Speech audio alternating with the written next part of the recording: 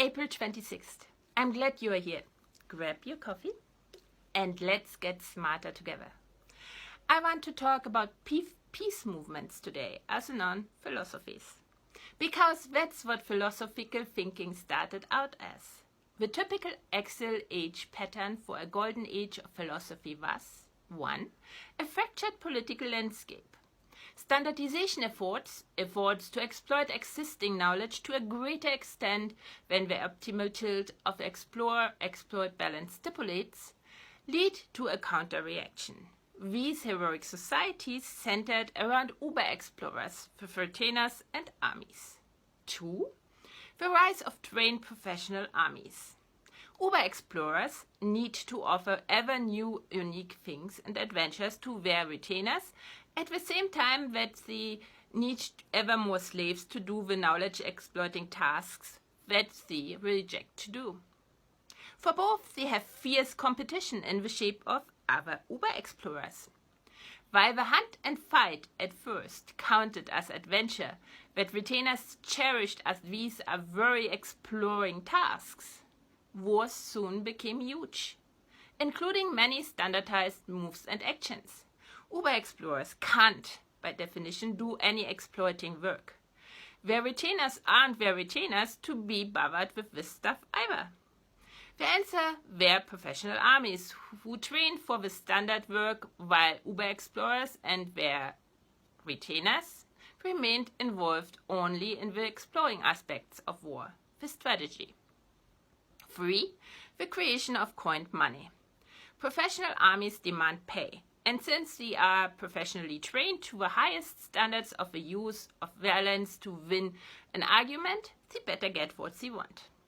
Livestock or land isn't practical. They are professional soldiers. They are constantly on the move. Promissory notes will not get them anything in whatever countries they just conquer. They are just promissory notes in the country of the guy they are working for. Allowing them a share of a war loot in the shape of gold and silver makes sense, right? The Uber-explorers will turn the jewelry, chalices and ingots into ships with their marks on it, coins, to ensure that their professional soldiers can supply themselves because, and this is, I think, 4, they will also design policies to encourage the development of markets wherever their armies are. They tax the people they just conquered and didn't immediately enslave, demanding the tax being paid in coins they use to pay the soldiers. And 5. Chattel slavery. Uber-explorers and their retainers need Uber-exploiters, and that's a position people need to be forced into. Guess what? No one wants to be an Uber-exploiter. There were wars caught up in rich lenders, retainers, BEPs, and was caught up in war.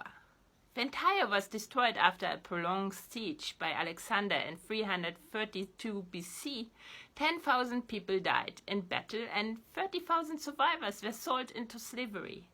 When the Roman armies finally destroyed Carthage in 146 BC, hundreds of thousands of Carthaginians were said to have been raped and slaughtered, and 50,000 captives put on the auction block.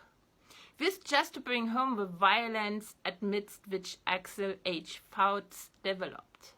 It started in the Mediterranean, India and China, but most likely also at places like the Pacific Northwest, with the appearance of itinerant philosophers and religious visionaries. They were opposed to war and militarism. They were, therefore, opposed to the Uber-explorers' need to entertain and impress retainers and create slaves. Not that they phrased it in these words. And what they sought amidst the chaos and violence, misery and desperation was a return to a natural state of peace. They had different ideas how to achieve it based on knowledge passed on from the past and evolving thoughts about the universe and the nature of human beings influenced by the current events. With those ideas, they went from city to catch the ears of people. Well, they didn't have social media back then. In ancient Greece and Roman Empire, these ideas, even when they turned into movements later on, of thousands of people who practiced them not only by reading, writing, and debating, but even more by meditating, dieting, and exercising, remained confined to the civic elites, the uber explorers and their retainers. So it was them who chose what ideas like Pythagoreanism via Aristotle and Plato would be remembered and become the truth. The standard that the exploiters and uber-exploiters, those who remained on a level of a social self and below, would use to assimilate their opinions from and shape their children's morality with. Thanks to the fact that all cognition is embodied, this set up the box in which thought was possible from then on out. Unless someone paved themselves a way past the social self and started to explore. Do it. Explore, as known as think. Make a habit out of thinking. Let's turn thinking into a movement. Like, comment, share, and follow, lest you miss a single opportunity to improve yourself and society. And just like that, coffee break is over. See you next time next to the coffee pot.